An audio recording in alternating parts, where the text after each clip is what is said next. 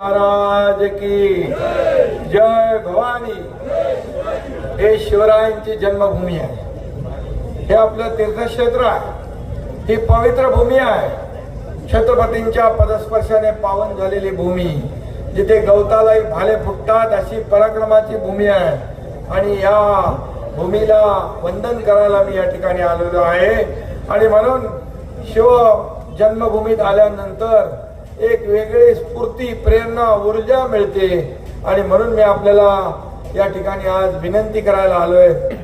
किती कागद देतो आज या ठिकाणी आपल्या शिवसेना पक्षाच्या अधिकृत नगराध्यक्षपदाच्या उमेदवार सुजाता मधुकर काजळे या आपल्या नगराध्यक्षपदाच्या उमेदवार आहेत। आणि त्यांच्या सोबत पॅनल किती आहे? संपूर्ण पॅनल या ठिकाणी 10 म्हणजे 20 लोकांची मजबूत टीम या निवडणुकीमध्ये आपण सामोरे जातोय। मी आपल्याला एवढं सांगतो, कुठल्याही परिस्थितीमध्ये इथं शिवनेरीला भगवा फडकला पाहिजे ना, शिवनेरीचा विकास झाला पाहिजे ना, शिवनेरीला चांगले रस्ते पाहिजेत, शिवनेरीला पिण्याचं पाणी शुद्ध पाहिजे, भुयारी गटार योजना पाहिजे, आरोग्य व्यवस्था पाहिजे, शिवनेरी धूळमुक्त झाली पाहिजे आणि बिबट मुक्त पण झाली पाहिजे। शिवनेरी सह महाराष्ट्रामध्ये हे बिबट्यांचा जिथं जिथं वावर आहे तो सर्व बंद म्हणजे मुक्त झाला पाहिजे, बिबट मुक्त शिवनेरीसह महाराष्ट्र झाला पाहिजे, अशा प्रकारची भूमिका आपली आहे। आणि म्हणून धनुष्यबाणाचं बटन दाबून या ठिकाणी आपल्याला या सर्व टीमला विजयी करायचं आहे। खरं म्हणजे 3 तारखेला सुजाताताईंसह शिवसेनेचे सर्व आपले शिलेदार वाजत गाजत शिवनेरी नगर परिषदेत पाठवायला आपण जमलेला आहात ना इकडं। आणि म्हणून मी तुम्हाला विनंती करायला, लाडक्या बहिणींची संख्या फार मोठी दिसते आहे आणि मी महाराष्ट्रभर सभा घेतोय, सगळीकडे लाडक्या बहिणींची संख्या लक्षणीय आहे, इथे लाडक्या भावांची संख्या लक्षणीय आहे। आणि मला विश्वास आहे की एवढे लोक एकत्र आल्यानंतर समोरच्या लोकांचं डिपॉझिट जप्त झाल्याशिवाय राहणार नाही।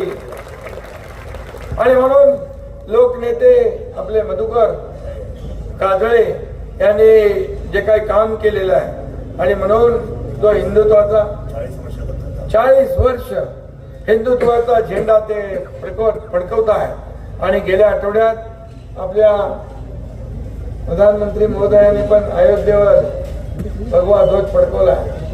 आणि या सगळ्यामध्ये ते कारसेवक पण होते ना, कारसेवकही होते आणि म्हणून त्यांचा आपल्या सगळ्यांना अभिमान आहे। गेल्या वर्षी शिवच्या जन्मभूमीमध्ये तुम्ही भगवा फडकवलेला आहे, या पट्ट्याला निवडून दिलेला आहे। हे आपला शरद सोनावणे म्हणजे शरद सोनावणे ये अपना शेर है, सवा शेर है। वो डरने वाला नहीं, लढने वाला है और लड़के जीतने वाला है। आणि म्हणून त्याच्या मागे तुम्ही उभे राहिलात, तुम्ही त्यांना आमदार केलं, आज ते काम करतायत। मी इथून आलो, मला सगळे कामं दाखवत होते, कॉन्क्रीटचे रस्ते केलेत, शिवाजी महाराजांचा पुतळा केलाय, काय काय केले, किती पैसे दिले, खूप म्हणजे 113 कोटी फक्त या शहरासाठी। आणि आता मी आपल्याला सांगतो, शरद सोनावणे यांनी तर भगवा फडकवलेला आहे। आता आपल्या ताई सुजाताताई यांनी आता भगवा फडकवण्याचा निश्चय केलेला आहे। आणि म्हणून तुम्हाला मी विनंती करायला आलोय की या ठिकाणी पुन्हा एकदा भगवा फडकवण्याची वेळ आलेली आहे। आणि मी नेहमी सांगतो, ज्या उमेदवारांच्या भावता असतातच पूर्णपणे मागे, पण ज्या उमेदवारांच्या मागे महिला, मतपेटीत त्यांचा नंबर पहिला। आणि हे मी विधानसभेत अनुभवलेलं आहे। मी मुख्यमंत्री असताना 2.5 वर्ष जे काम केलं ते तुमच्या समोर आहे। आणि मग लाडकी बहीण योजना आपण तेव्हाच केली, मुख्यमंत्री माझी लाडकी बहीण योजना सगळ्यात माझी आवडती योजना कुठली असेल तर मुख्यमंत्री माझी लाडकी बहीण योजना. आणि तुम्हाला मी हे सांगतो, कोणी माईका लावला तरी सुद्धा लाडकी बहीण योजना कधी बंद होणार नाही, हा शब्द आहे. आणि म्हणून शब्द तुम्हाला मी देतो. या ठिकाणी तुमचा जो प्रचंड उत्साह आहे, या ठिकाणी मी गेले 2 आठवडे सातत्याने फिरतोय. कधी विमान, हेलिकॉप्टर, कधी गाडी, बाय रोड, पळत सभा गाठतो. आता पळत आलं आणि आता इथून मला परत चाकणला जायचंय. पण वातावरण पाहतोय की वातावरण एकदम भगवं वातावरण निर्माण झालेलं. लोकांनी ठरवलंय की काम करणाऱ्या लोकांच्या मागे उभं राहायचं. मी आपल्याला सांगतो, मी 2.5 वर्षामध्ये मुख्यमंत्री माझी लाडकी बहीण योजना केली, लेक लाडकी लखपती योजना केली, 50% एसटी मध्ये सवलत दिली, या ठिकाणी मुलींचं उच्च शिक्षण मोफत केलं. आणि सगळ्यात महत्वाचं म्हणजे आपल्या नावासमोर फक्त वडिलांचं नाव लिहित होतो, आता आईचंही नाव लिहिण्याचा निर्णय आपण घेतला. आणि म्हणून आपल्या मातृत्वाला एक आपल्या श्रद्धा आणि जे काही श्रद्धास्थान आहे त्याला आपण एक मोठं स्थान निर्माण करून दिलेलं आहे. आणि म्हणून महिलांना आत्मसन्मान मिळवून देण्याचं काम आपण केलेलं आहे. महिलांना स्वतःच्या पायावर उभं करायचं आहे. माझ्या लाडक्या भावांना स्वतःच्या पायावर उभं करायचं आहे, रोजगार द्यायचा आहे. त्या ठिकाणी रोजगारासाठी देखील इथे MIDC वगैरे काय की नाही, हा मग काय तुम्ही काय करा, कुठं तरी घ्या ना बाजूला आपल्या. आणि म्हणून पर्यटनाचा हा IT पार्क करणार म्हणाले उदय सामंत. मी उदय सामंतला सांगतो, इथं IT पार्क झाला पाहिजे, रोजगार मिळाला पाहिजे. आणि म्हणून मी आपल्याला एवढं सांगतो की या आपल्या शिवनेरी हा छत्रपती शिवाजी महाराजांचा एक पदस्पर्शाने पावन झालेला जन्मभूमीचं ठिकाण. आणि म्हणून इथं सर्व जातीपातीला घेऊन पुढे चाललंय. छत्रपती शिवाजी महाराज 18 पकड जातीला पुढे घेऊन जात होते. इथं मला सर्वच दिसत आहेत, म्हणजे हिंदू आहेत, मुस्लिम आहेत, सगळे लोक. आता तिथं 2 मुलांचा मृत्यू झाला बुडून, तिथेही मी गेलो होतो आणि अतिशय दुर्दैवी घटना घडली. मला शरद सोनावणेने सांगितल्यानंतर मला अंगावर शहारे आले. आणि म्हणून त्याचबरोबर आपल्याकडे विकासाचा अजेंडा आहे. मी आपल्याला सांगतो, शासन आपल्या दारी जेव्हा आपण कार्यक्रम घेतला, शासन आपल्या दारी म्हणजे काय, बाळासाहेब सांगायचे कार्यकर्ता घरात नाही लोकांच्या दारात शोभून दिसतो.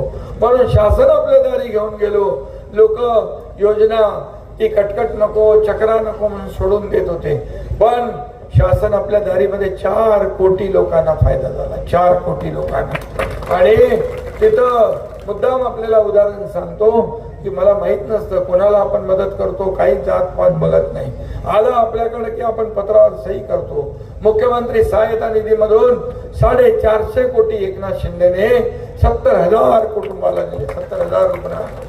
हा इतिहास आहे. आधी मुख्यमंत्री आधीच्या सरकारने काय दिलं, किती दिले मी त्याच्यात जात नाही.